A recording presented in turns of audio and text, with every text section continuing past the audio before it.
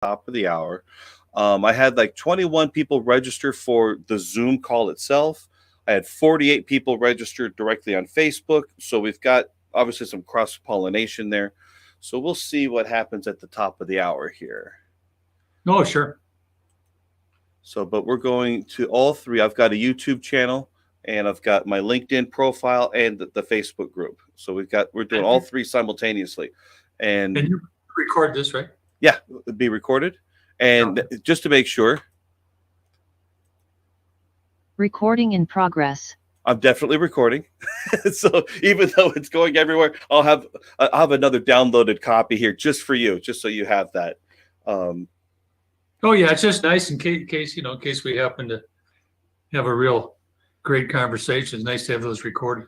Oh, absolutely, absolutely. And so I will monitor the chat here within Zoom, and I'll monitor in the different social media spots. And anybody has a question, of course, they can interrupt and such. But hopefully, you're going to lead a great conversation. And here's James Core. He's my neighbor here in downtown Riverside. That, strangely enough, we've known each other for years. We've never met in person. We need to change that, Jim. James. Your book is great. I listened to it several times. Awesome. So, excellent. And, okay, very cool.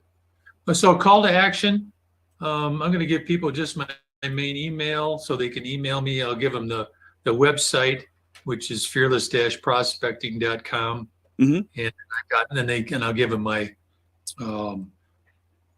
book website, which is conquercallreluctance.com. I didn't know you had a separate site for that one. Good, because I was about ready to put up the Amazon link. I'm like, that thing's really long. So it's conquercallreluctance.com. That will take you both. There's 3 free chapters of the book. Okay. That will take you to Amazon if you want to buy it, and it also will take you to the course. Nice. Okay. That's all set up. So I'll create that one.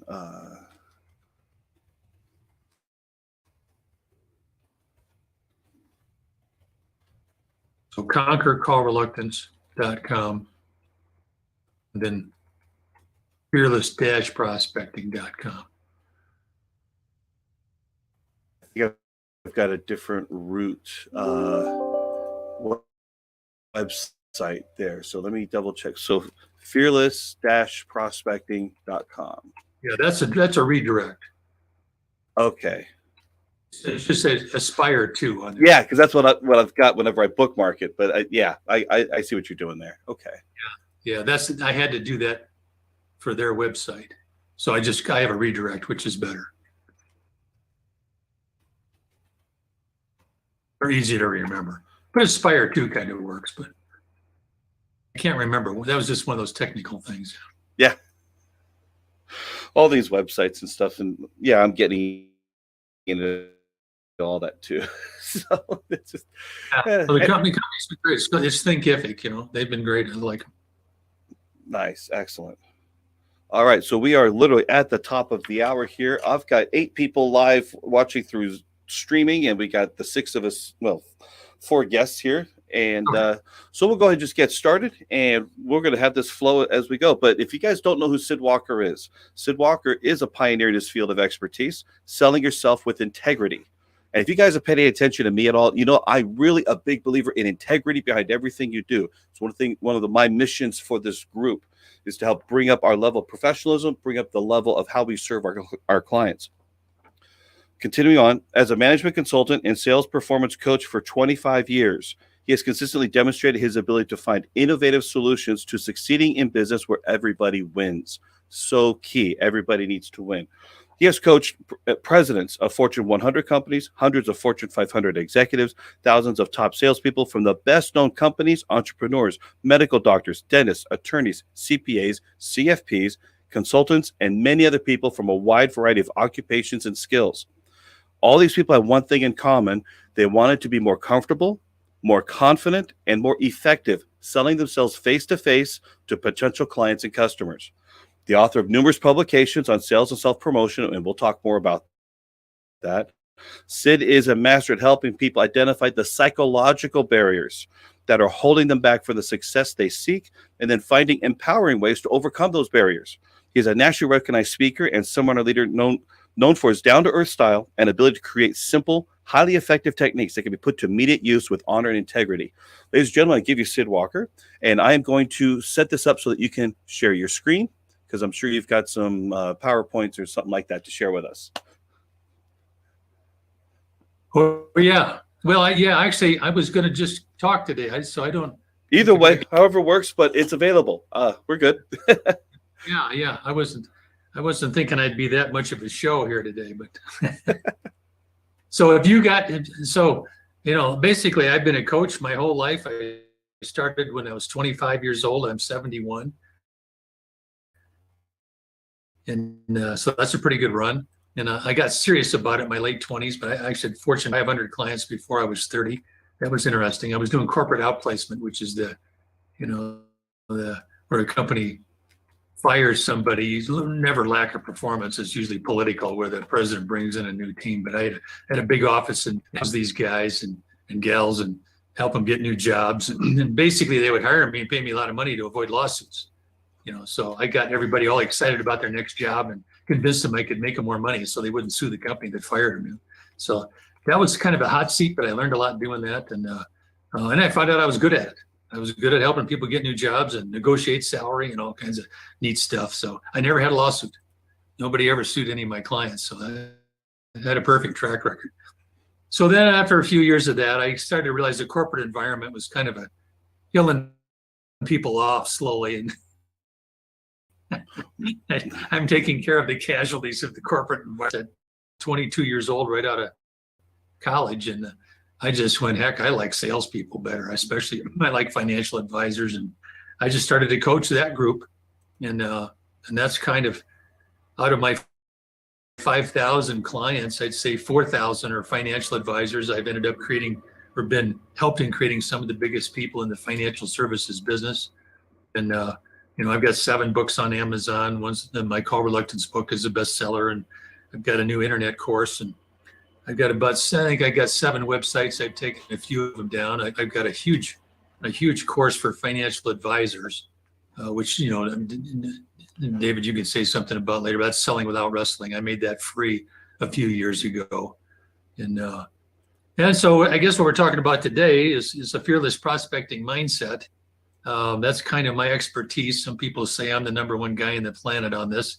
I've got a lot of resources, and I do it all day long, and with no plans to retire.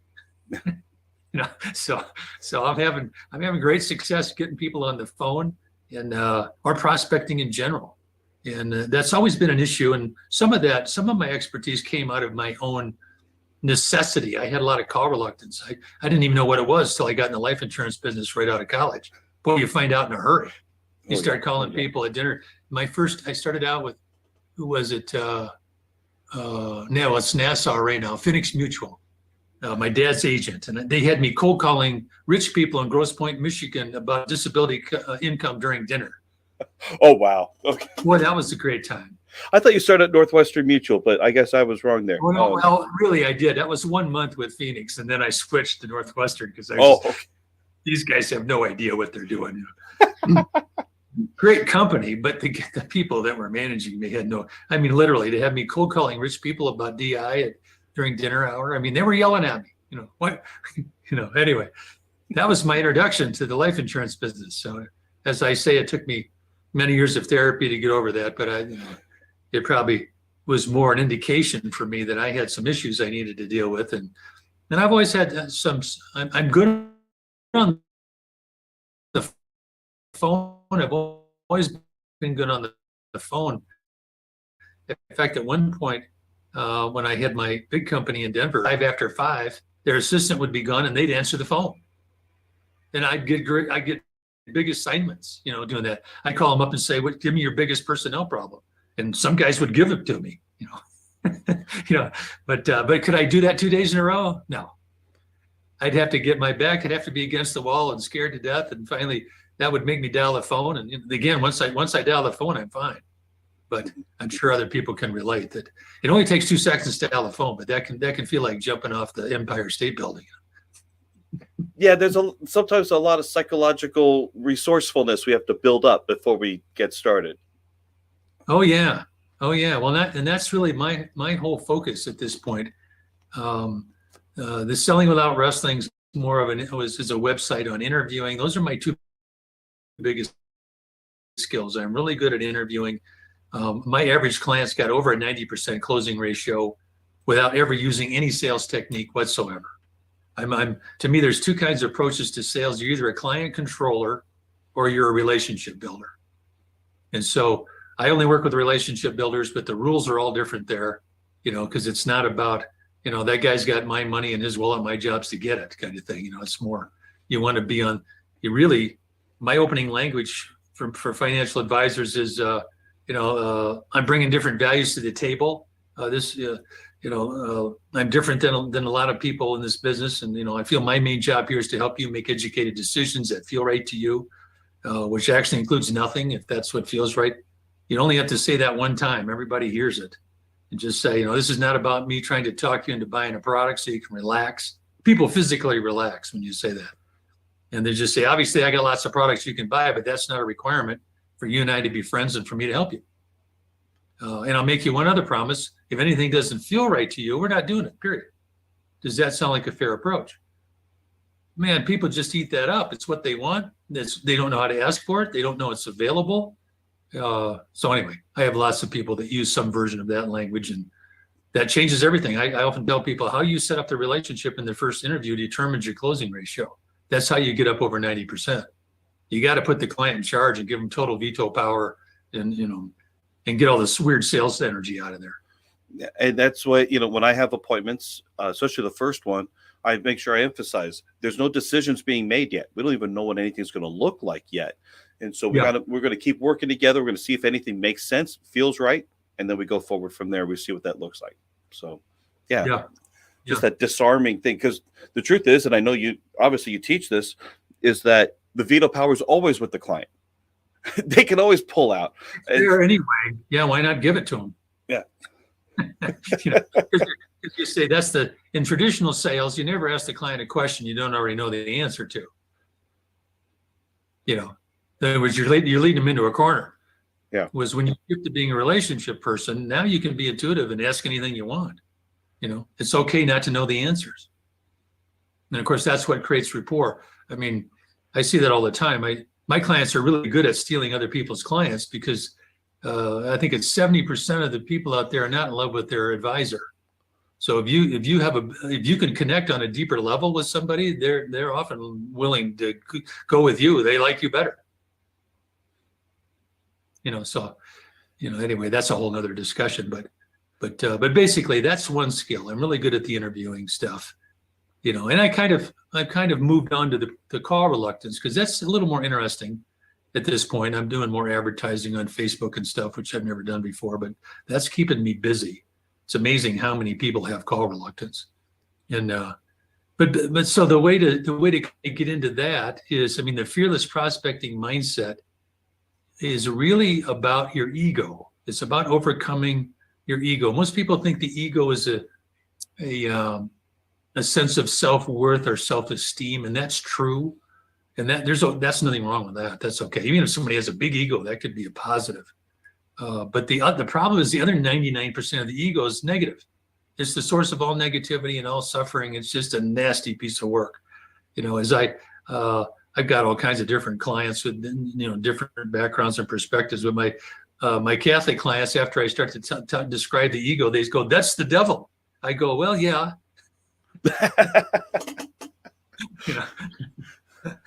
So anyway, it's more than a cartoon character. The cartoon. It's like the old cartoons that dates me a little bit. I'm sure there's some people on here that know, but you got the angel on one side and the devil on the other. Those are the 2 voices going all the time. And the problem is most people are listening to that ego, which is constantly judging and evaluating and criticizing and condemning and complaining. And it's just it's really it's a self-sabotage machine. And so that's also what creates all of the call reluctance, your ego hates risk, it hates rejection, it hates the unknown, it hates spirit, it hates intuition. I mean, it wants to figure everything out. The basic perception of the ego is we've been left alone on a dangerous planet. We need to figure out how to survive. Now, I like to say none of that's true, but that's what most people kind of subconsciously believe. We're so trained to try to figure everything out. And of course, the interesting part is from my research, that's the slowest, dumbest part of the brain that we've been trained to use. When you shift to being intuitive, that's the smartest part of the brain. It processes millions of pieces of information per second. As one of my mentors taught me years ago, your intuition will give you the best possible answer, all things considered, for this moment in time, and do it in seconds. How's that?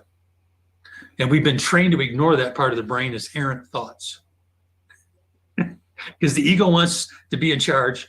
The ego doesn't want you to start to become intuitive, because now you're not listening to the ego anymore, and your ego thinks it's in charge of our survival. So that's what creates the call reluctance. And the smarter you are, the worse your call reluctance can be, because you can come up with more reasons not to call. I've been struggling with that all my life. Guilty. Yeah. Guilty. I tell people I could be a train wreck in 3 seconds, with my intellectual skills. Well, I think what's interesting is that the ego wants the credit for survival too. Oh, totally. Yeah. He wants credit for everything. Yeah. It's always going, look what I did, kind of thing. Yeah. But that's really kind of a fascinating shift that happened to me somewhere along the way. I mean, I'm a personal growth junkie. I've been working on myself my whole career.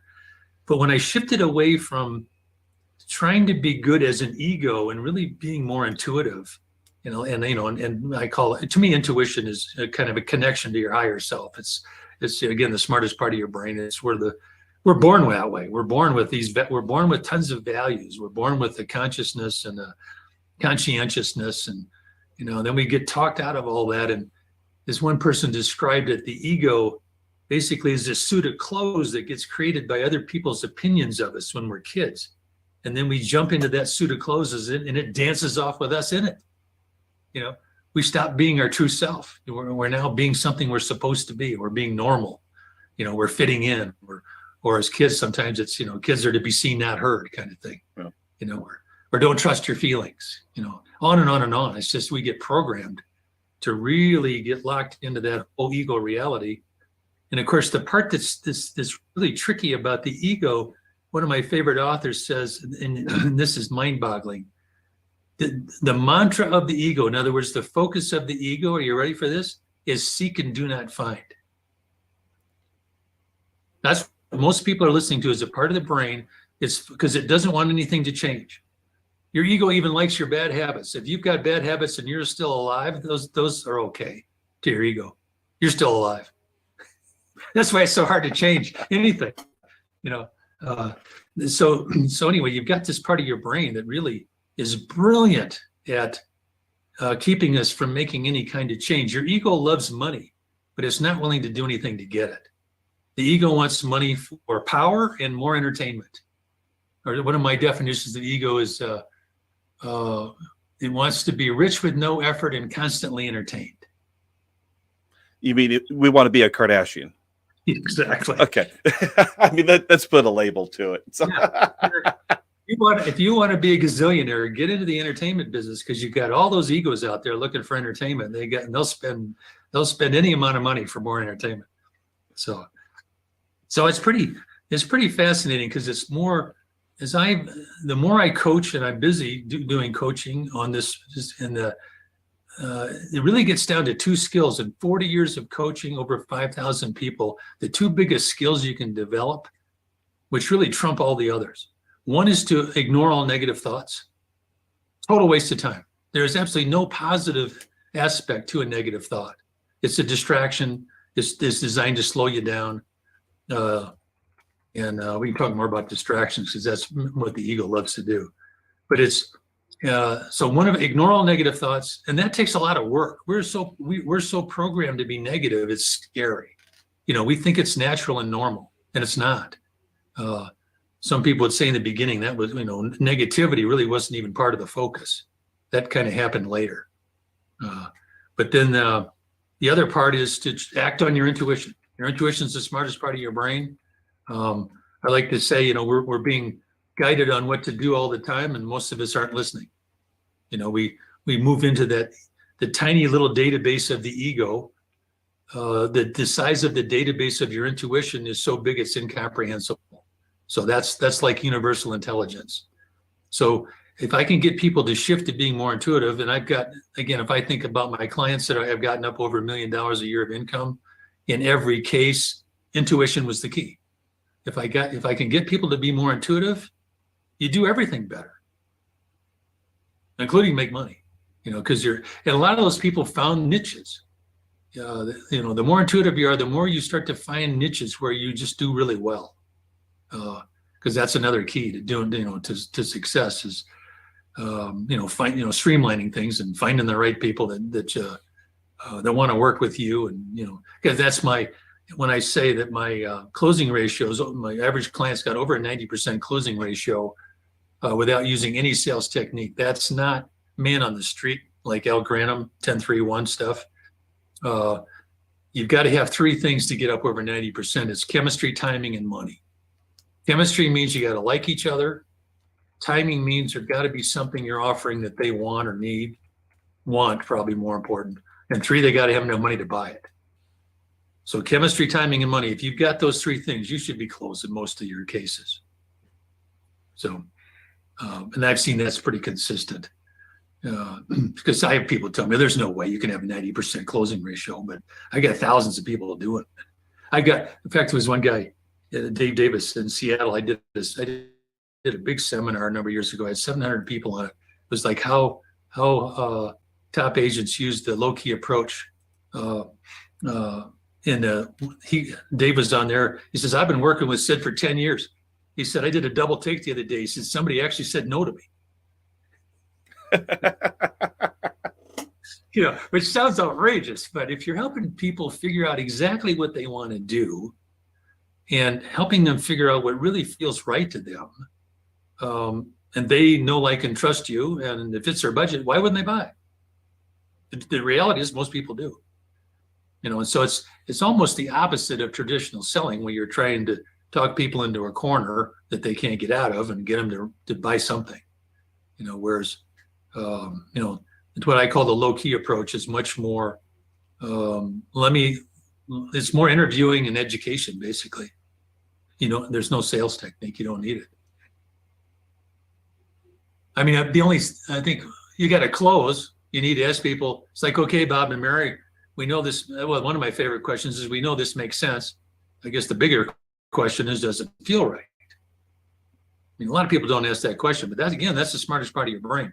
We've been making life and death decisions long before we could speak intuitively. We'll make a decision when people are buying. A lot of people are making that decision based on, does this feel intuitively right? They may not know that's what they're doing, but that's what's going on. We're hardwired to do that. Because you can always tell people that aren't doing that, they change their mind all the time. Let me see a little bit more. Show me something else. It's like they can never make a decision. Whereas if the people, and a lot of times women will get there quicker. When I used to speak a lot, I would almost always want to have women in the audience, just because they're smiling and they want you to do well, and they're always the first ones to talk, and then that gets the guys to open up and talk more. But it's that you're looking for that. The same whenever you get on the phone. A lot of people are doing phone, internet related prospecting and phoning. Everything's done on a screen, So sometimes it's like how I still tell people it's the same thing. You got to connect with people in that first meeting. It's still taught a lot out there to do a fact finder. To me, that's the greatest way to bore people to death. Do a fact finder as an opening, Obviously, you need the facts, but it only takes about 10 minutes to get them. You can do that on the phone after the interview. Because if they have a great time with you and you're asking them all kinds of great questions, and that all of this stuff I'm talking about, not the call reluctance stuff, but the interviewing stuff, is all on my website, sellingwithoutwrestling.com. Be sure to check that out. Just get a username and password. There's over 100 hours of audio and video on there, and it's free. So, Dave, you've been on there plenty of times. plenty of times. I'm sure you've seen how many times I log in on that thing. But yes, there's incredible parts, and the way that we could do a tour of that if you want to. But there's core training, you have Yep. supplemental training, you've got a lot of interviews with other producers and how they're applying these things. So it is there's focused things there. Plus, you've got all of your newsletter or blog articles Yeah. that you've got in there as well, which is Years very of helpful. 8 years of monthly newsletters. I don't do that anymore, but I ran out of stuff to say. Not really, but anyway. But yeah, there's just a lot on there, and it all goes together. It all fits well together. And that thing, that core training, I used to charge $1,000 for that. So that's I put a lot of time into that. That's a 6-hour course. Anybody that's newer in the business, that's 5 years worth of experience in 6 hours. You can learn a lot doing that, especially if you're a relationship oriented person. Because the rules are different. Definitely, there's a change there because as I've said to people, sometimes the timing won't be there, or the money may not be there. But if you've got chemistry with people, keep track of those folks, because some of them are going to end up with money. And if you're the guy they like, they're going to call you when they need financial products. Yeah, especially the retirement market, when you don't know when their qualified plan will be available to roll over or something like that. That's a timing issue that is largely out of our control. But yeah, if everything else is there, that's a beautiful situation. You just get paid later.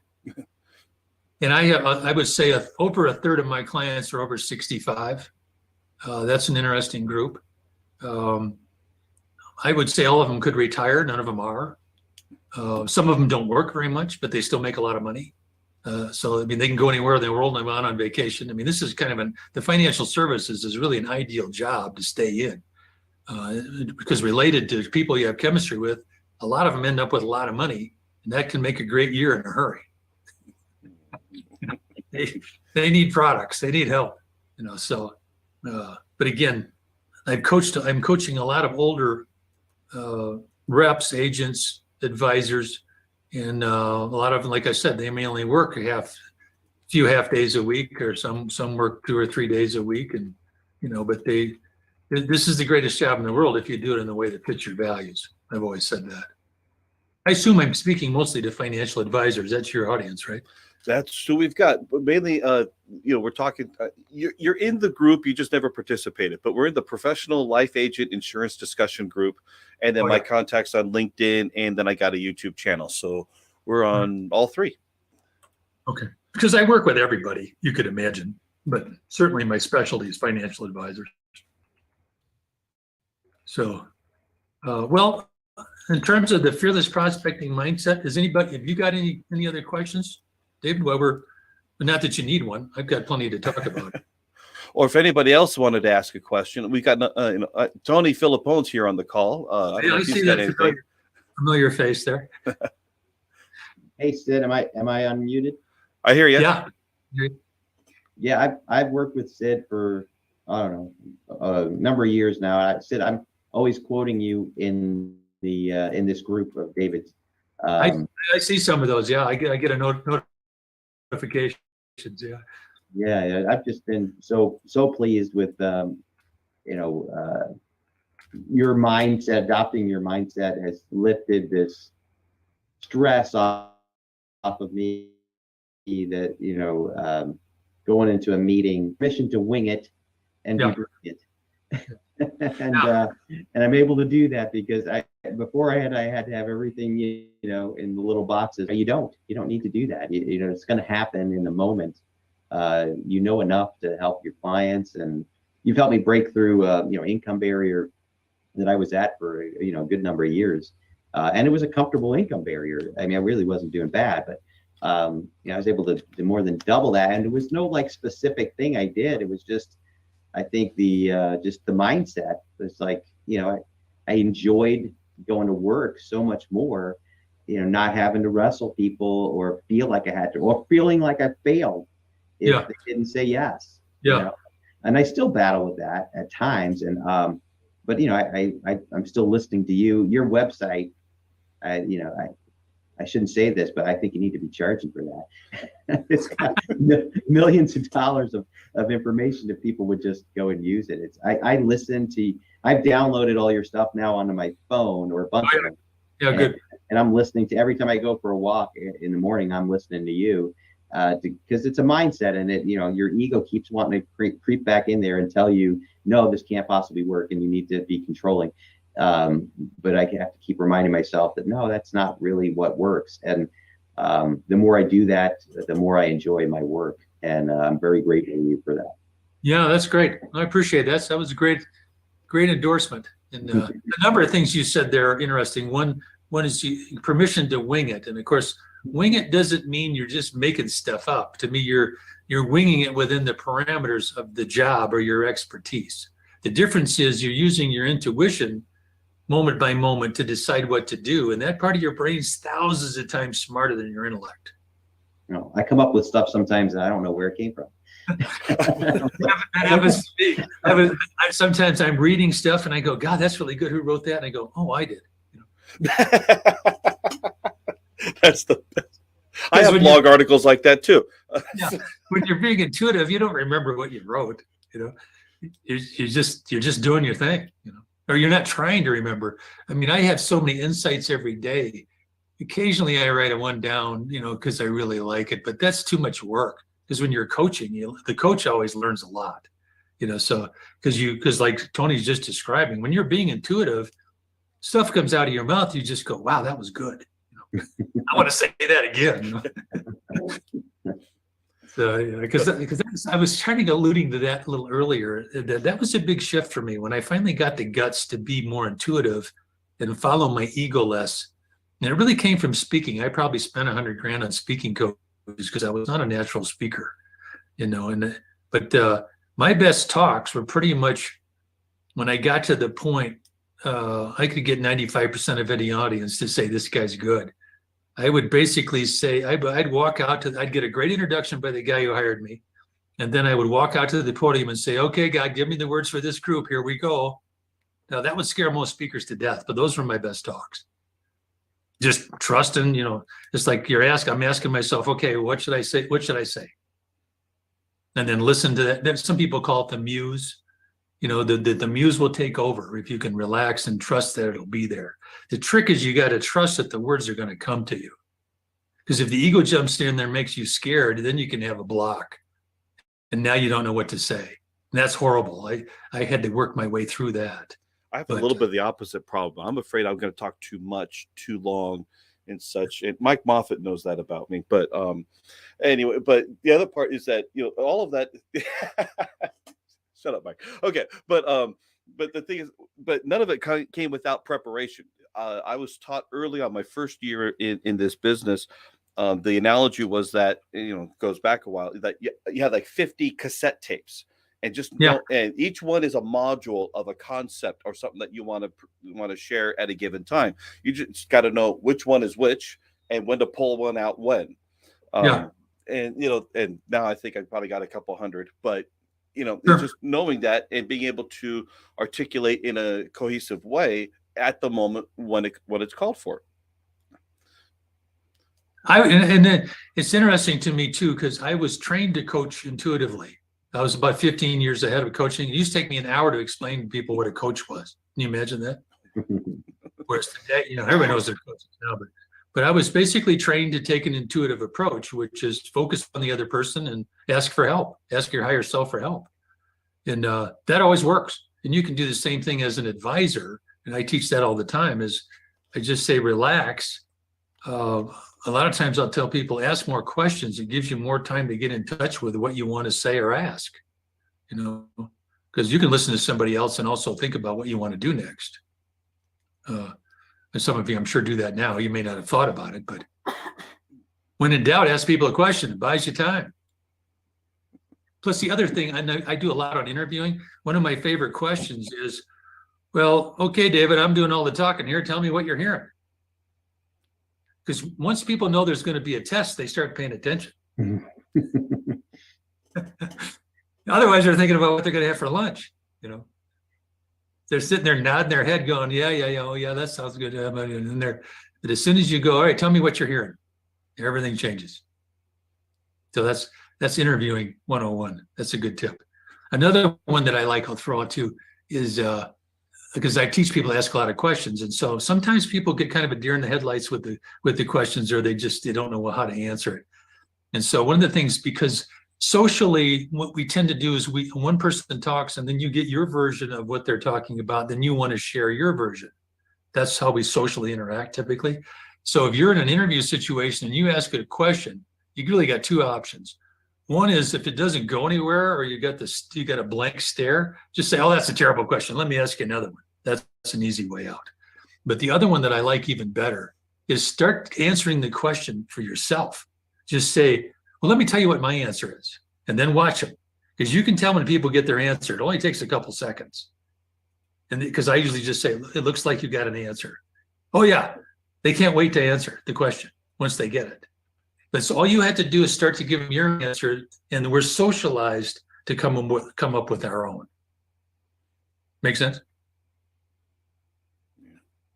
Try it anyway. You'll love it. Yeah.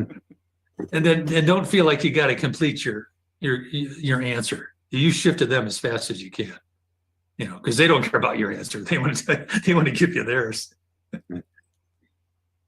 Anyway, well, I'm talking more about interviewing, so we could shift more to the call reluctance thing, because it's and I assume everybody's got that issue in some regard if you're on this call. So I would say basically the ego's a distraction machine. It will do anything it can to keep you from taking any kind of risk. And of course, dialing the phone is a risk. The good news is, if you can teach yourself to dial the phone, that's a huge step. It only takes 2 seconds to dial the phone, but as soon as you dial the phone, your ego's not afraid of making the phone call anymore. That ship has sailed.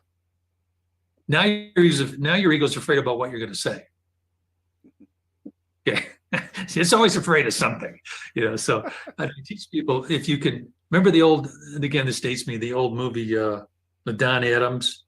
What's the name of that? The spy movie. Well, what's Get Smart. Okay. They had the cone of silence that you bring down over your head to have the private conversation. Of course, it was a joke because it was plexiglass, so anybody could read lips, knew what the private conversation was. But at any rate, that's kind of what I'm trying to teach people, is bring a cone of silence down over your head that blocks out all your negative thoughts. Because you can do that. That's really the key. If you get on the phone and then basically block all negative thoughts. So let me back up. My book, and actually anybody on this call today, I'll send you a PDF copy of my last book, which is Living in the Zone. Just send me an email. Say you want to copy that. You have a separate website for that one, Sid? I do. It's livinginthezone.com. But anyway, my email is sid@sidwalker.com. Okay. Very, very easy. Send me an email. If you want more information or anything else you want, let me know. Or I'll send you all my links and stuff if you want. But what was I just talking about? Oh yeah, the PIN formula is in that book. So this is the same in sports. I coached a lot of athletes, professional athletes, golfers. A lot of the guys most of the guys that I've got some NFL people, a couple hockey players in there, but it's most of them are retired and they get into financial advisors. But the golf, I've coached some people on the PGA. That's been fun because the process is the same no matter what you're doing. If the putt's worth $200,000, your ego goes nuts. Okay. But anyway, the formula for being in the zone in sports or in business, and of course I'm trying to teach people to do it in business, it's PIN. So P stands for stay in the present moment. Some people say the ego doesn't exist there. The ego needs to be in the past or in the future in order to negatively judge. So being in the present moment is really the most powerful place to be. And then the second thing is maintain an intuitive state of innocence. In other words, stop trying to figure things out. That's the slowest, dumbest part of the brain. If you shift to being intuitive and actually stop trying to get the answer or to figure out the answer, you're going to get a better answer from your intuition. It's kind of like the way you engage your intuition is you ask it questions and you wait for the answer. That's the opposite of what we've been trained to do. We're trying to figure it out with linear logic, whereas you actually get a better answer if you ask the question and wait. And we think we're doing it to lower our perceived risk to the ego. No, totally. And of course, it paralyzes us. you're using a part of the brain that's got a tiny database, and it's got a lot of limitations. It's filled. The kind of information your ego has to a great extent is if you ask 5 people to describe a car accident, you think they saw 5 different accidents. Right. That's the kind of information your ego's got. It's pretty wacky. Some of it's okay, but a lot of it's nuts. So, following that has usually led to my biggest problems. Whereas if I wait and say, what does this really feel right?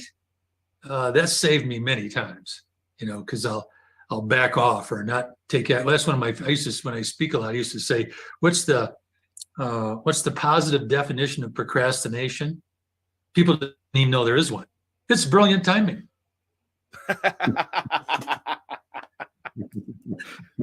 I'm going to remember that one. Okay. Yeah. I've had a lot of those. If you procrastinate, that's the positive spin.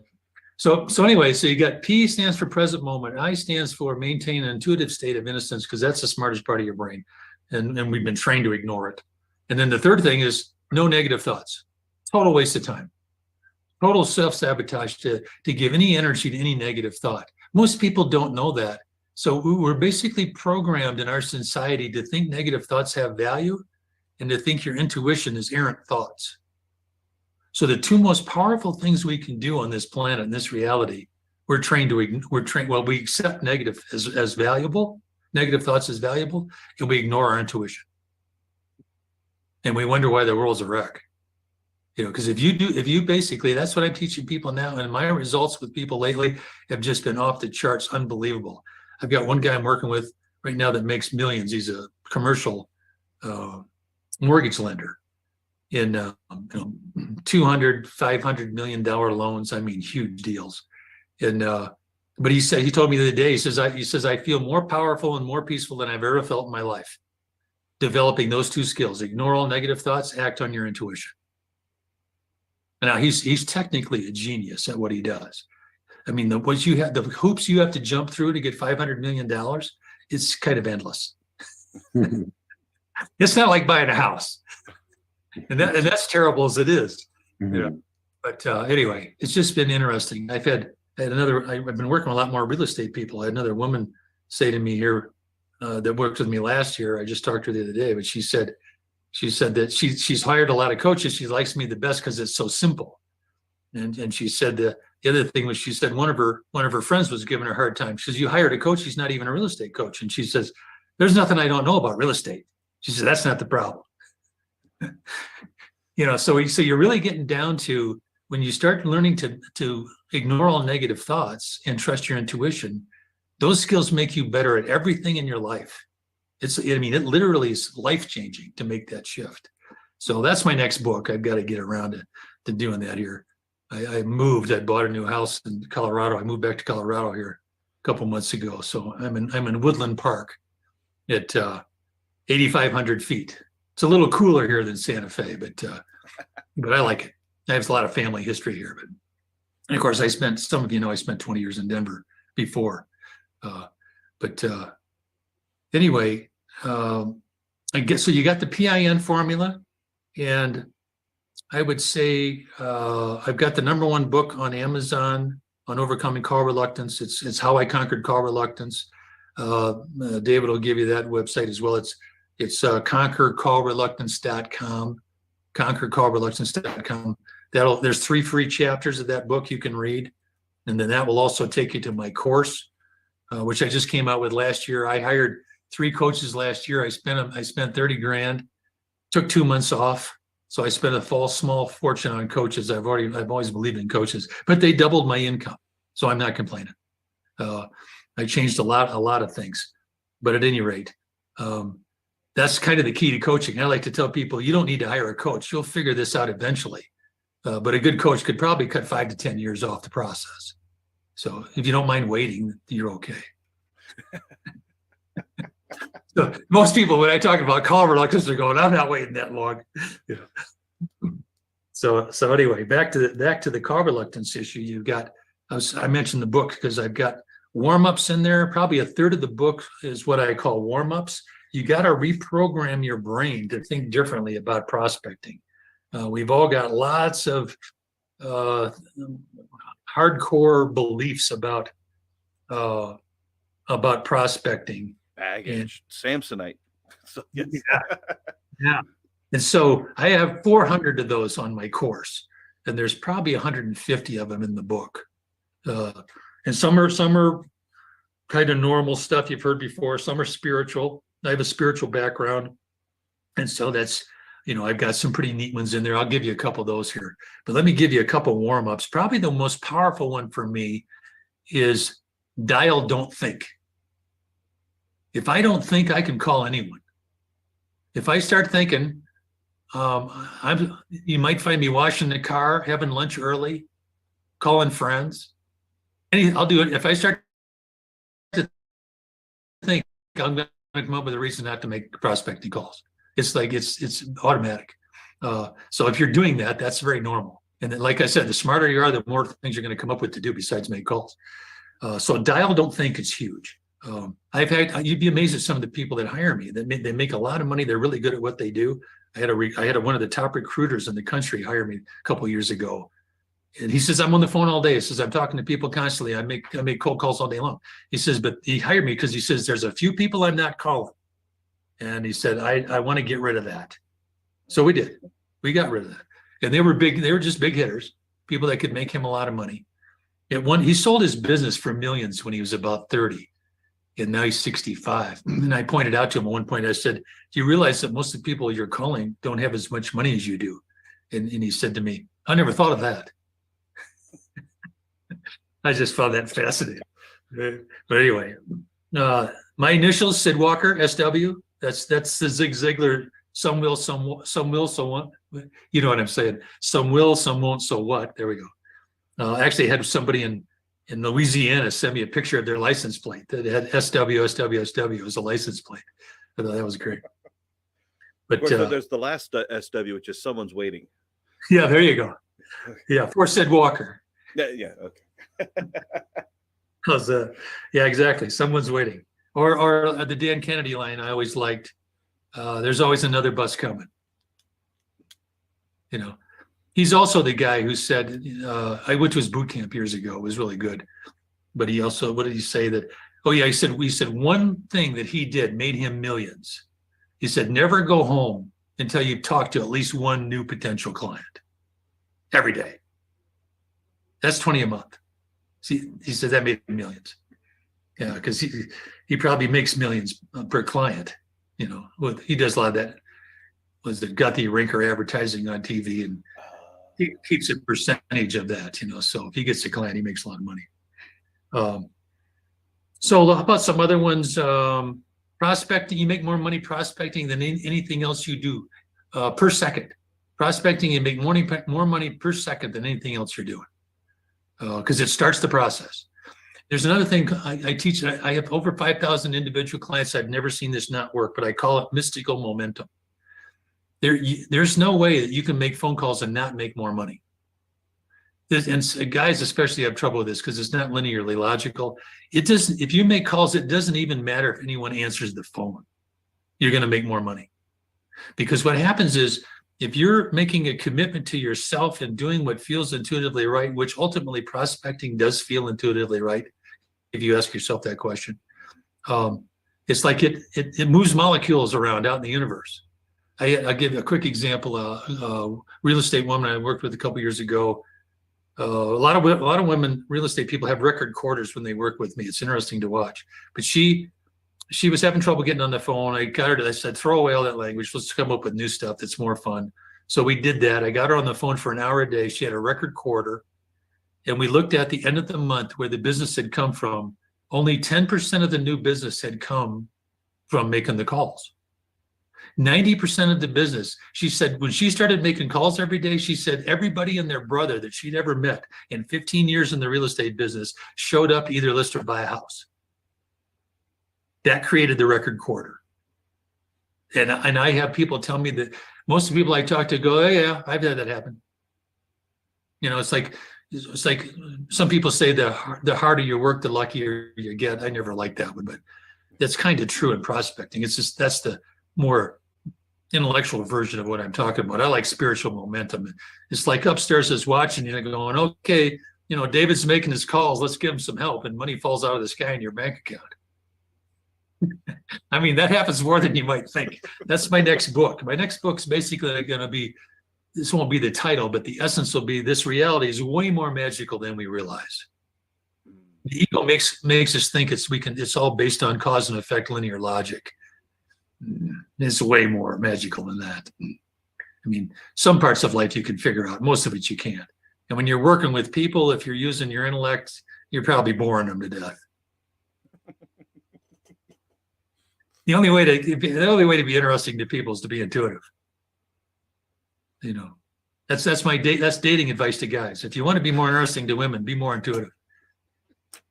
You can become more unpredictable. They love it. All right. And so the two what I call spirit-based warm-ups, and these are kind of an interesting shift a lot of people haven't thought about. But one is, your job is to find the people God wants you to help. That's a powerful paradigm shift. And then the second one, related to car reluctance, is really powerful. This one helped me a lot, which is, God's in charge of who shows interest. Your ego is not. See, can you imagine that prospecting is totally out of your control? All you got to do is show up and dial the phone, and you're going to succeed at it.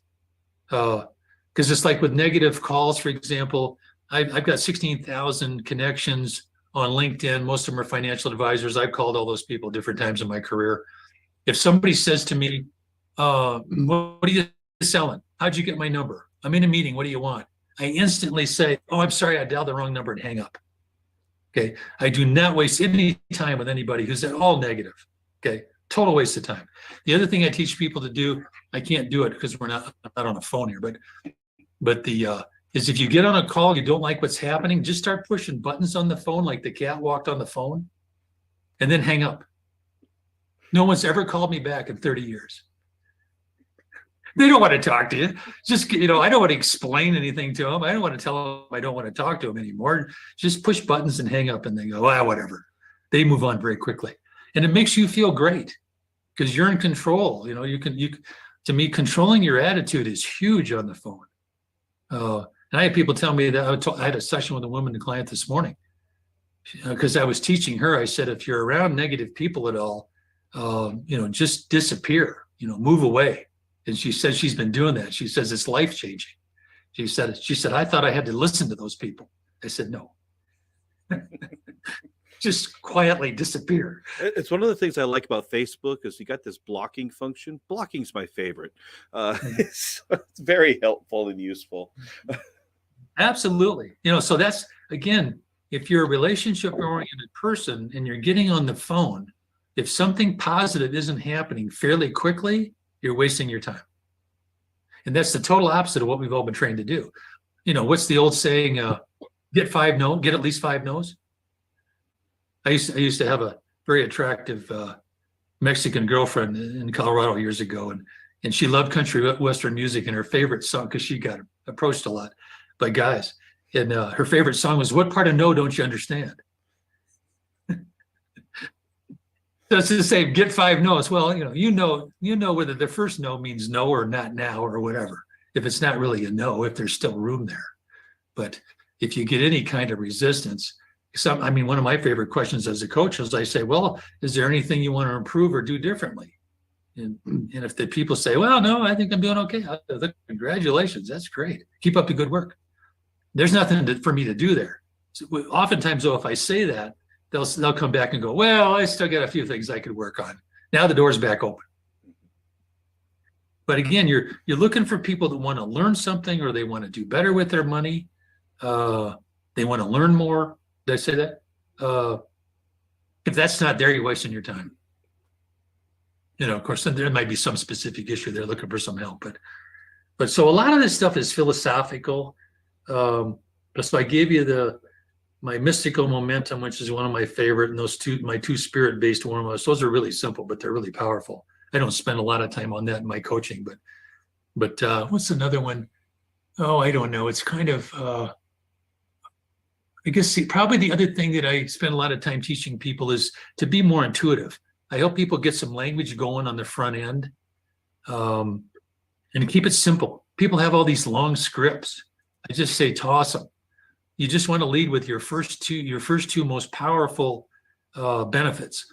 I was working with a accountant recently, 65-year-old accountant. I never thought an accountant would ever hire me. I've got clients that are accountants that don't want to be accountants. They're tax experts, selling financial products. But anyway, this guy, he's a expert on marijuana distributors. So that was interesting. And he says, I got to get on the phone and call these people. He's up in Oregon someplace.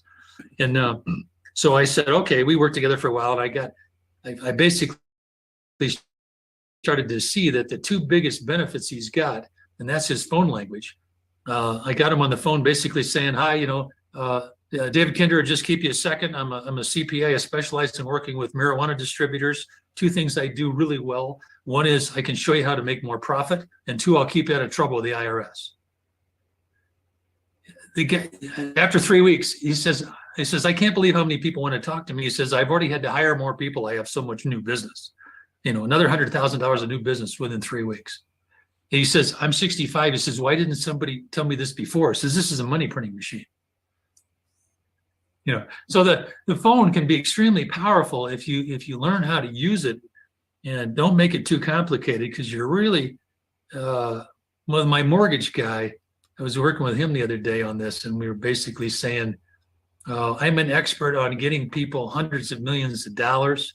I've got an amazing track record of getting approved for those kinds of amounts. Are you the kind of person that could use that kind of money? And that's all. And from there, it's all intuitive. You just got to come up with some kind of major benefit on the front end. It's kind of what was that old joke about the 2x4 and the mule? The mule won't move, and the guy and his buddy comes up and grabs a 2x4 and smacks the mule over the head with a 2x4. He goes, "What'd you do that for?" He says, "Well, first you got to get its attention." So attention. That's the old Dale Carnegie model. Attention and interest are the first two steps of any prospecting. You got to get people's attention and then their interest. So you can do both if you've got a really strong opening. So in financial services, what do I do there? My basic language, which is on the Selling Without Wrestling website, is typically what I like to do. This is after some kind of introduction, but typically what I like to do is I spend an hour together. Let me show you what smart people are doing with their money. I don't charge for this. There's nothing to buy at this point. Typically, I can make or save people thousands of dollars, sometimes tens of thousands of dollars just from this 1 hour meeting. Does that sound like that might be a good use of an hour? I'm daring people to say no. I mean, that's way more fun. If you're questioning your phone language, you should be daring people to say no. You're offering so much. Yeah. Because most people aren't. Most people are kind of going. I mean, back in the 70s, what I got taught was, well, I like to stop by and show you the kind of work I do. You say that today, people just start laughing. Oh God, been there, done that. Not doing that anymore. It worked in the 70s. People would see you just out of either pity or friendliness or whatever. Yeah, I was like, oh, okay, that's an interesting offer. People's attention spans were longer back then. I think we were slower as a society back then in terms of getting stuff done and things. So yeah, I ain't doing that again. I'm a big football fan. That's one of my favorite quotes about. They say the best quarterbacks have the attention span of a goldfish. You got to be able to forget the last play really fast, especially if it was bad. And football's I wrote Living in the Zone during football season. So and I love to watch. I'm a big sports guy, but I love to watch football probably the most. This weekend's going to be unbelievable. And one of the things you're going to see many times in any game with professional players, they're paying these receivers millions of dollars a year to catch a football and play a game for a few months, and yet the ego is right there, and you'll see the quarterback throws a perfect pass that any one of us on this call could catch. And what does the guy do at the last second? He looks to see who's around, who's going to hit him, or he takes off and starts to look where he's going to go, and of course the ball hits his helmet or his chest and hits the ground. So the ego's famous. It's a distraction machine. I mean, your ego is constantly trying to distract you from your intuition because it wants to be in charge and it wants to be in control. Your ego is also obsessed with maintaining its own existence. Mm-hmm. It does not want you to be intuitive. I say to people jokingly, but there's truth in it. They're considering hiring me as their coach. I say the first thing you got to realize is your ego does not want to spend any money on a coach. And number two, certainly not me, because I'm going to talk you out of listening to your ego. I'm the last guy your ego is going to want to hire. But anyway, somehow a lot of people get past that. They go, because I say my closing line is always, if this feels right, jump in and do it. It'll work. Because it's all about intuition. And it's the same on the phone. If you can trust your intuitive instincts on the phone and realize you're going to be guided, if you can open yourself up to that, you can be brilliant on the phone. In interviewing, a good example there, I teach people when you're interviewing people and you're taking notes, your intuition is watching over your shoulder all the time, and it will float in the questions that you need to ask. And sometimes those are the most important questions in the whole interview. And we've been trained to ignore them. But I tell people, if you get a question that pops into your head when you're interviewing somebody, write it down and be sure to ask it. Because a lot of times what happens is when you ask that question that you've gotten from your intuition, the interview will go off in a whole different direction, and that will be where the sale is, which you will totally miss if you stay stuck on your track. Or you can't buy yet. I haven't finished my presentation.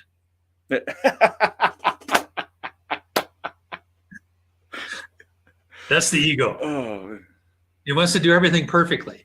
Or in real estate, I tell people all the time, I say, if everybody doesn't love you and everybody's not buying, you're doing something wrong. That's what your ego is telling you if you're in real estate. Because I hear that all the time, because they think it's, people just don't like me. That's not really. You got to find the chemistry. There's people out there that you have chemistry with. You just got to find them. All right, well, so let's see if there's any. So I gave you some warm-ups because that's kind of a big deal. And again, if you want to start slow, buy my book. It's also on Audible. I have people tell me they'd recognize my voice anywhere. They've listened to that book 100 times. So it's good. It's good to listen to that around the car. I've got a new course, the fearless-prospecting.com. Mm-hmm. There's an introduction on there. There's the longest video on there's a half hour, but there's a half-hour introduction of me, my background, what I'm talking about in terms of how to overcome call reluctance. If you scroll all the way down to the bottom of the homepage on fearless-prospecting.com, that's the webinar that I have on Facebook that I use to promote what I'm doing. So you can get on there, listen to that, and that will take you to an application form. Fill that out, just a few questions on who you are, what you're doing. And then that'll take you to my schedule if you want to set an appointment. So that's all set up. And anybody, if you want my opening language, that's all this, a lot of the stuff I'm talking about is on Selling Without Wrestling. But if you want that opening language, I'll send you that.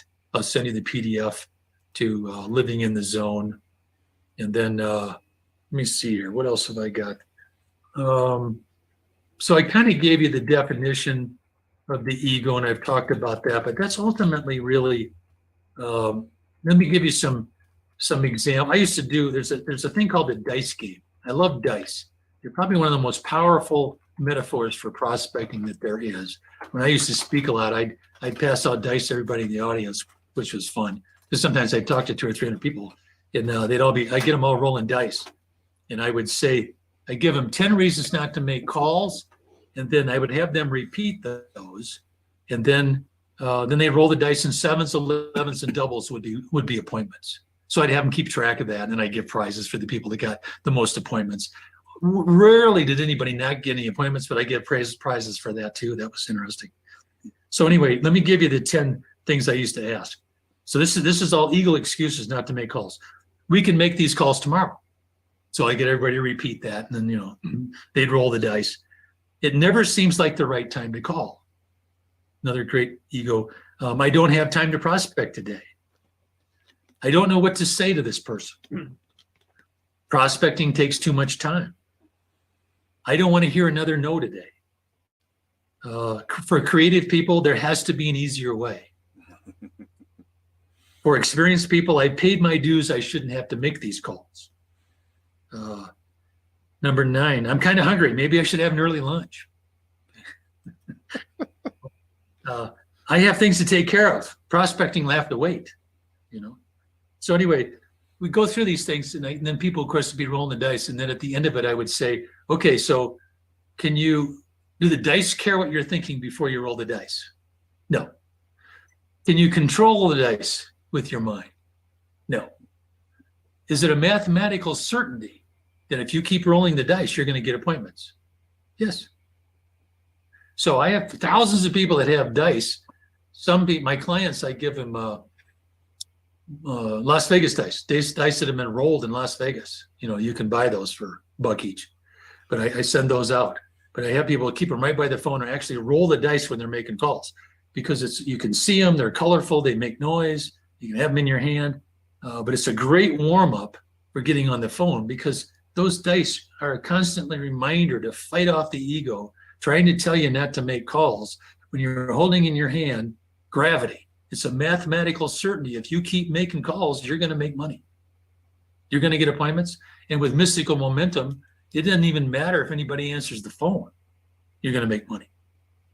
That's the advanced course, but people can get that. Just a warning for everybody that is a registered rep or an investment advisor. You want to hide the dice in front of your clients. That's probably not a really good talking point to show anybody if you're going to talk about their portfolio. Just wanted to throw that out there. That's good. I used to make that joke when I was speaking. But I would say, yeah, you don't want to be using the dice to pick mutual funds. Something like that. Yeah. But anyway, it's probably not a bad way to do it on some occasions. But well, we know what the monkey experiments are, but we're getting sidetracked. But anyway. yeah, really.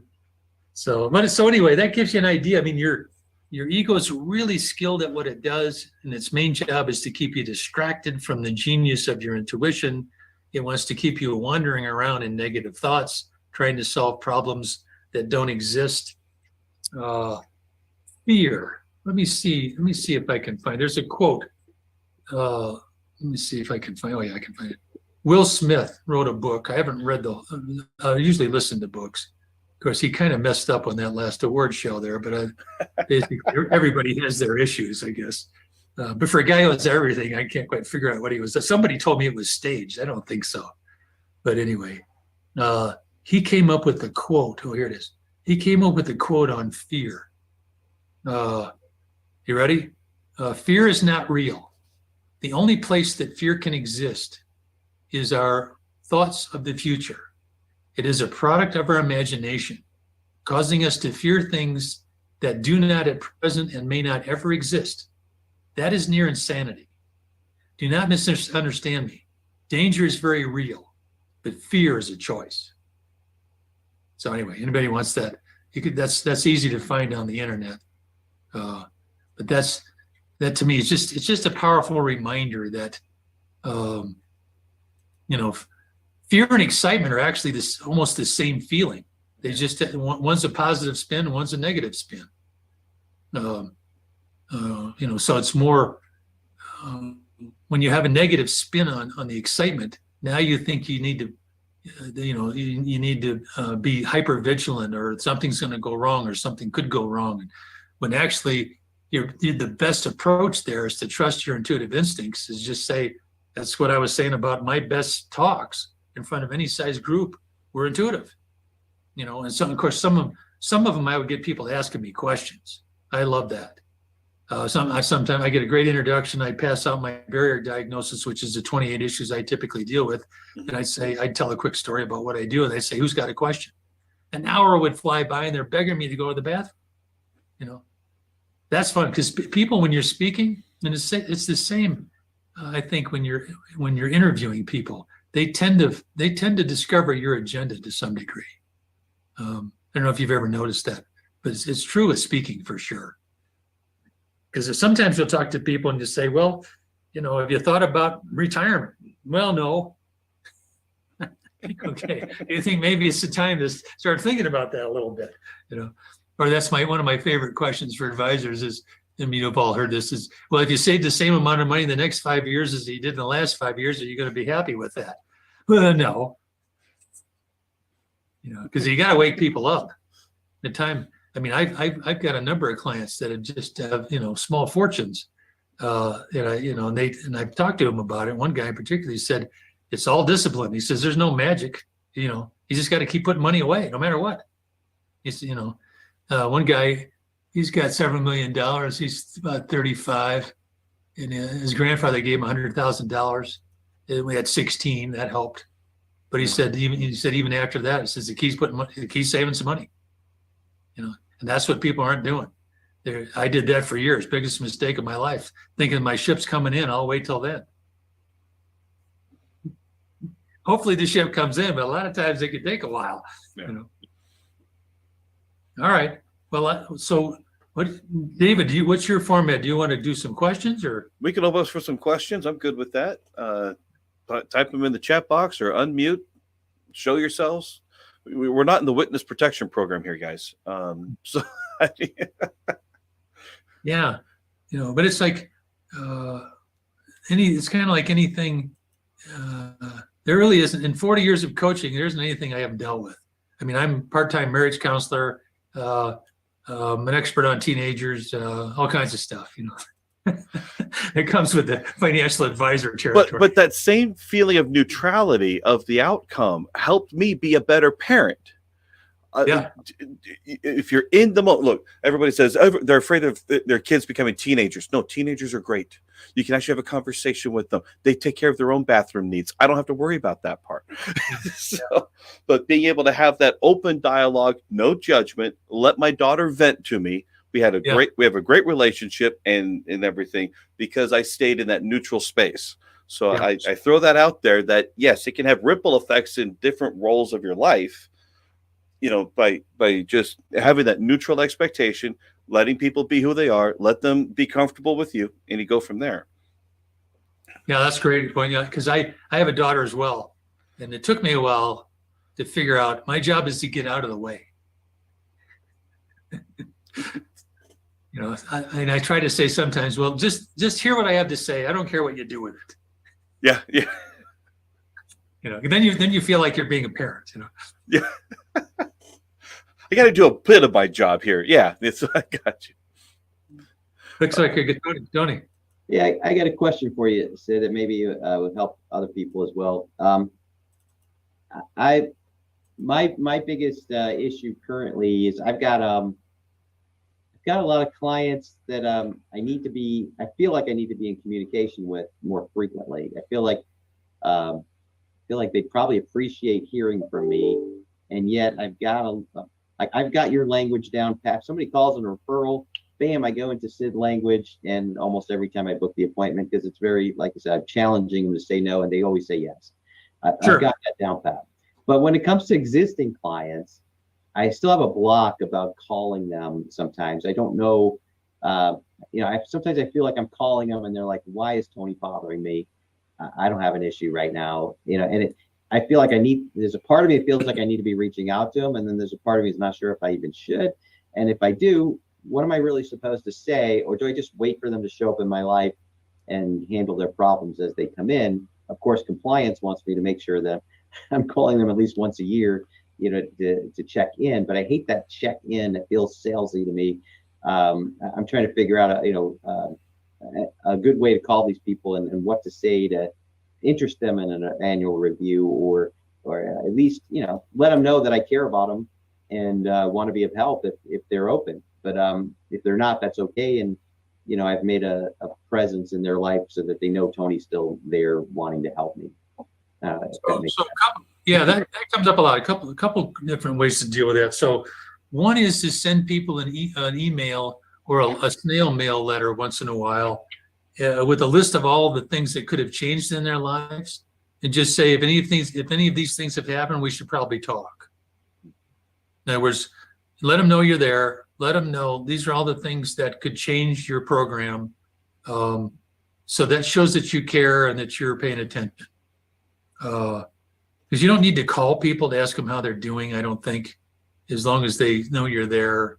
The other thing that I like to get people to do is send out cards, or they have sendoutcards.com. It's a multi-level, but it's greeting cards on the internet, and you can send gifts, and I use it all the time for all kinds of things. My number, if you want to get on there and sign up, it doesn't cost anything to be a member anymore. It used to, but it's 42068. If you go to sendoutcards.com/Sid Walker or 42068, you can sign up that way. But you can do anything to these cards you want. They're gorgeous. They're 4-color cards. Print one at a time. But usually there's a webinar on how to do that on my website, Selling Without Wrestling. It's on the industry interviews tab. Go to the bottom. It's called how to get more referrals from your clients, or how to get people to call you, basically. Because there's, you can use the send out cards for marketing, or postcards, or anything you want to do. But anyway, if one card that's really powerful is in January, send them a State of the Union address kind of thing. You can do like up to a 6-panel card, so you can put different pictures. You can put any of the pictures you want on there from your portfolio, pictures of you, maybe projects you're involved in, or charity work, or just say we had another great year. And that's the other thing you always want to stick in there. You want to thank people for their referrals, give them a reputation to live up to. So some people keep it pretty short. Some people don't like talking about themselves that much, and that's okay. But it's more Happy New Year. Let's have a great New Year. Here are a couple of things that I was able to have another great year last year. And of course, the greatest compliment I can be given is to be referred to your friends and family, and that kind of thing. Give them a reputation to live up to. And then the other cards can be really simple. It can be just, happy spring, happy summer, happy Thanksgiving. There's a lot of stuff you could do, but you can also send out a couple referral cards asking for referrals. There's some of those on there. David Fry was a top guy. He used to have about 50 of those. He's retired from that, I think, but he was a big referral guy for a number of years. But you can send out a card and just say, just wanted to wish you a happy May Day, and remind you that we're always looking for new people.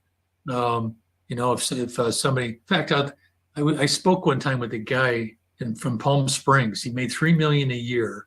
He was doing a couple seminars a week or a month. I don't know, brown bag kinds of things. But he said most of his business came from referrals, and he said he didn't really ask for them directly. He'd get a lot of people in his office from his seminars, but he had a whole list of all the things that he did. And he said, after he gotten talked to people, he'd say, so take a look at this list. Well, he would first say, he says, would you be comfortable introducing me or referring me to people that you know? And of course, they all say, well, sure. And he says, so here's a list of all the things that I do. So if you hear of anybody talking about any of these things, would you be willing to refer them to me? And they go, sure. That was half his business. He's making $3 million a year. Okay. So you got to let people know that you want referrals. You got to let people know what you do. In other words, when do you refer somebody? So, and then it's okay to send out a greeting card once or twice a year asking for referrals. Do you know anybody that might need any of this stuff? And then list it on the card. But there's a number of different ways to do it. There's one really fun one with a dog. It's kind of a picture of a basset hound saying that he's something about being lonely. If anybody wants it, I can probably find it. But there's a bunch of creative cards on referrals.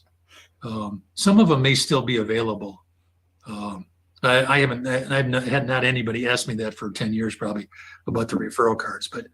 But anyway, you can have some fun with it. Another thought I had while you were talking, Sid, is bombs, sending out quick video emails. Now, granted, they're not individualized. You send that to the entire list. You send something out once a month just to keep the communication lines open, and you do an announcement of whatever it is, and state of the economy or whatever, and then you close it out with, we're not too busy to work with the people that you most care about. Want to make sure that that I'm available. Here's the link to my calendar if you need to. Something like that. Granted, that's not individual, but it's another way to keep contact open. So that was something I thought of when you were talking there. One thing I would also say is I get a lot of people that send me videos and they don't tell me what it's about. I never listen to them. Oh. So tell people how long it is and what it's about. Yes. Here's a 20-second video on blank. And I need the number of people that are going to look at it are going to, quadruple. So anyway, there's video is a good one too, for sure. The other thing that back to Tony's question is if a lot of people make a lot of money calling their clients. And so rather than call to check in, you're really calling to say, you're on my list to get a hold of. It's been a while since we've talked. A lot of things have changed. You have a lot more benefits available to you now than you used to have. I'm just calling to see, some of these things you might be interested in, and we should probably get together and go over some of that. Let me know if that's something you want to do. In other words, give them a reason to get together. And be inviting and intriguing, and people don't like to lose out on things. So just say, there's a lot of new benefits available on some of the coverage that you have, which is true. And in some cases you may want to get new coverage, because there's a lot of new benefits out there. They call them the living benefits. I have a whole section on living benefits, but that's the old style living benefits. It's what are all the benefits of permanent or whole life insurance, basically. The new ones are, the cancer party insurance. If you have a terminal illness, you can have a pretty big party for a couple $100,000 if you want. You get all your life insurance money before you're gone. That's kind of an interesting new perk.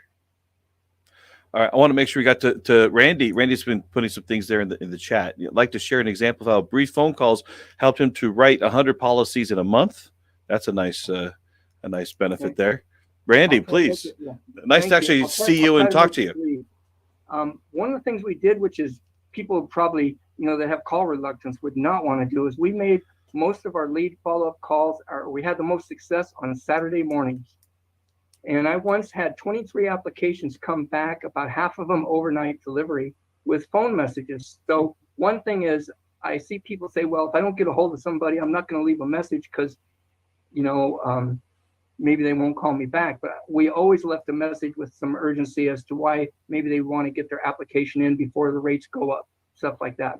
Now, the other thing was, I'm so glad to hear you say, don't use a script, start off with a couple of brief things, because I worked with, I had a background in sales, not in insurance when I was doing this, but I was, well-trained and in a couple of industries. And what happened is we never use scripts. The only thing I would always suggest is have them make 4 or 5 bullet points of things you always want to go over, questions you want to ask, but only bullet points, because they can tell if you're reading a script. You've probably seen it when you call a call center, right?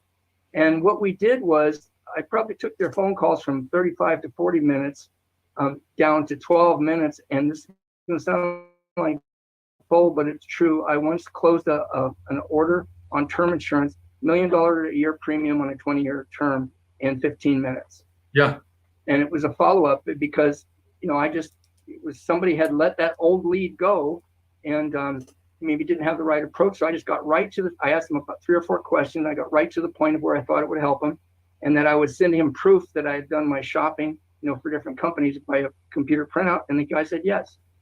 So as soon as we shorten it, now this will be the end of it, but as soon as we shortened it and we started working harder on the times of the day we'd make our calls and not be afraid to come in early on Saturday, then when there was 6 of us and we got to 540 applications for 6 people 1 month.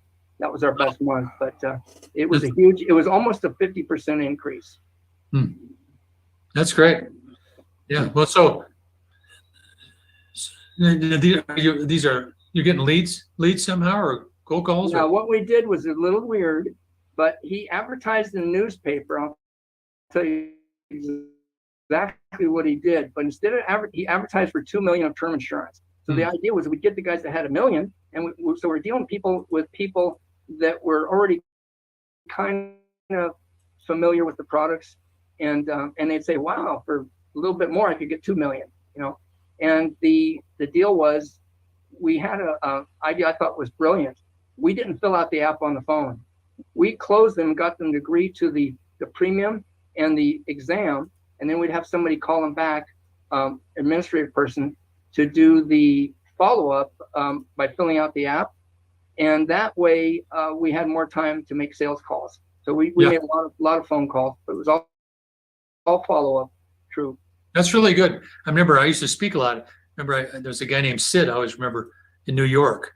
And he would do the same thing. And he was doing, big production, but this was probably back in, I don't know, 90s or somewhere there. But he would get people to apply for $1 million of life insurance. Says, before we even have the conversation, we got to make sure you can get it. Yeah. I like that. Yeah. Because it's a lot easier to sell it if it's already been approved. Yeah. Mm-hmm. How much you can get them to keep. In the old days, that might cost $15 if they didn't take it. I'm sure that's gone up some. If they go through the underwriting process, they might want to charge you some money. The other thing is you're talking about unique things, you've got some great ideas there. One of my favorites all time, if I were in the financial services business, I'd be doing this some of the time. I would speak about it sometime, and they would always try to make sure the compliance officer was in the bathroom or something. But it's lottery tickets, and I don't know if you've probably seen this, but there was some guy years ago that came up with this, and I've used it in different ways. But it's just genius. You buy a couple hundred lottery tickets and you send them out to some ideal candidates, people that have got some money, and then you call them up and you say, "Hey, David, did you get my lottery ticket?" "Well, yeah." I said, "I just called to see if we'd won." That's good. That reminds me of a guy I knew who was pretty sharp. He would send out a form letter to his leads, and he would attach a $5 or $10 bill to it. Okay. And they'd always remember him, and he would say, "This is a tax. This represents a tax-deferred dollar. As you know, they're probably getting harder and harder to come by. Yeah. Call me if you'd like to learn how to get more of these." Something like that. Yeah. And when he would follow up and make the phone call, he wouldn't just rely on the call. He would say they'd say, "Oh, you're the guy with the $5 bill." Yeah. And, Yeah. Well, $2 bills are good with that too. That's what I was going to say. $2 bills. Those are I've fun. never done that, but you might have motivated me today to go back to send out cards, though, because I've seen people really get excited about getting a card in the mail they didn't expect with their photo on it. That's their whole motto. Make people feel good, make them laugh, make them let them know you care. That's more powerful than any other touch. Yeah. Content about the business is puts people to sleep. Yeah. You send them a card, they can read it fast and go, "Oh yeah," make them smile, make them laugh. The other thing, so the finish the lottery card thing. So the first thing you call and you say, "Well, I just called to see if we'd won," and then you laugh about that. And then the second question is, I hope you're not planning on funding your retirement with lottery tickets. And then you're into that. So anyway, I just always love that. I with my real estate people that do like cold canvassing, they get out and they will pretty much. I just got distracted there. I got somebody coming to the house here pretty soon. But anyway, what was I just talking about? The real estate. Oh yeah, I get them to. They have lottery tickets with them, and if they talk to somebody they have some chemistry with, they say, "This is here's a lottery ticket." After they give them their brochure, so here's one other thing. Here's a lottery ticket, and it's conditional. If you win the lottery and you end up buying a big house, you have to use me as your agent. But anyway, it's just a way to get people to remember who you are. I make one final comment. Yeah. I know this guy, his name is Alan Fadden. He's worked in marketing with 30 of the Fortune 100 companies. And once we were having coffee and he said, "I can sum up marketing for you in one word." And I go, "Okay." And he says, "Different." And so what you're making me thinking of is if you're different, like sending out a lottery ticket, that's brilliant because that'll make you stand out. Yeah. Oh yeah. Say, hang on one second. I got somebody coming to text me when you are here. I got somebody coming to pick something up from me.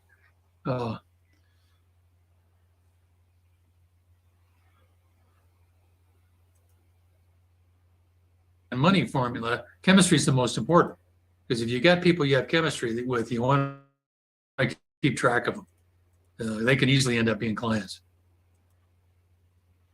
Well, time flies. How we doing? Yeah, it does. We're doing great. We're only, 26 minutes over. But Yeah. does anybody have any other questions for Sid? I've been typing in links and such, making sure that those show up on the screen. I probably got about 4 minutes before somebody's knocking on my door. And of course, just remember, email me, Sid, SID, at sidwalker.com. I can send you all the links to my stuff. I'll send you the opening language. I've just got tons of material. I can't see your name there. All right, Hey, Terrence. Sid, I'm in a unique position. I can see what the clients have. I'm a bank advisor. So I unfortunately have to miss some of what you said. I watched the replay, but just in general, I make a lot of, I guess, you call it a warm call, but they've never heard of me. They just know I work for their institution. So I get a lot of pushback of, oh, I'm good. I'll come into the branch if I need something. So that's where I'm kind of always hitting a wall. So of your products or of your styles, where would I start? Would it be the opening language, or would it be the conquering call, reluctance, which I really don't have? I just need to know how to get these people in. So when they see, oh, I'm making 0 and I can have more, they kind of, their light bulb turns on. But I struggle in getting people to have a sit down. Well, get on. Yeah. So, I mean, the phone language, the main rule there is start with your biggest benefits. There's some phone language on selling without wrestling. There's a big thing called the handout archive. It's all the way to the right. Look in there for the phone language, or it's called telephone language. But the biggest thing, when I'm working with people in their phone language, I say, what are the two biggest benefits you've got to offer? What would you say those are, just off the top of your head? Off the top of my head, for certain clients, it would be no risk and more money. Okay, so what's your first name again? Terrence. Terrence, Sid Walker, just keep you a second. We see you're with the bank here. Basically, I'm just calling to let you know that I'm really good at two things. I'm really good at getting people into new investments, with relatively low risk, and being able to squeak out a few more percentage points of a return. Something like that sound interesting to you? That's a little rough, but those are the two big, and you could make it stronger than that. I mean, you could say, I've got a knack for helping the bank customers make more money with less risk. Does that sound interesting? Or would you like to hear more about what we're doing? Okay. And I can just you're pretty move. Right. You're just asking people, it's a softer version of, how do you want to buy some life insurance today? Mm. It can be that quick, but there's no benefit in that, is the problem with the life insurance thing. So when you say, it's like my accountant. I mean, the guy said, I'm amazed at how many people want to talk to me when I tell them that I can make them more profit and keep them out of trouble with the IRS. It's like that's an unusually good one, but in your, you're basically, you can reduce the risk and increase their return. And one of the lines I use a lot is, I specialize in helping people maximize what they're doing with their money and minimize mistakes. It can be that simple. And I would add, Terrence, on their entire situation, because when they're thinking about the bank, depending on the size of your bank, depending on the size of their relationship, they should have other accounts elsewhere. And if they're just thinking about, oh, you've got this one account, I'll see you when I see you because you got the one thing. I'd love to see you be able to expand that positioning to be more all-encompassing, more than just account management. Thank you. All right. My person's here. Are we at a good place to stop? This is a good spot. Sid, thank you so much for your time. This has been great. I definitely want to bring you back next month. We talked about this, talk about interviewing skills and such like that. So we'll schedule that once we have time. Everybody, thank you so much for participating. This was great. We've had like another 13 people focusing on through streaming in addition to these folks. So we had a pretty good turnout. So I appreciate that. One closing comment I'll make on on interviewing, one of my favorite lines is, "I'm so low key, you got to let me know if you want to buy something."